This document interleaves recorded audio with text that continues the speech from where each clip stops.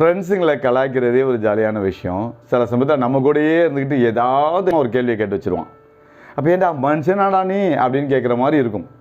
அதை எப்படி கேட்குறது? கேட்க சொல்லலை, எப்படி கேட்குறதுன்னு இங்கிலீஷில் சொல்கிறேன். Are you human? Are you human?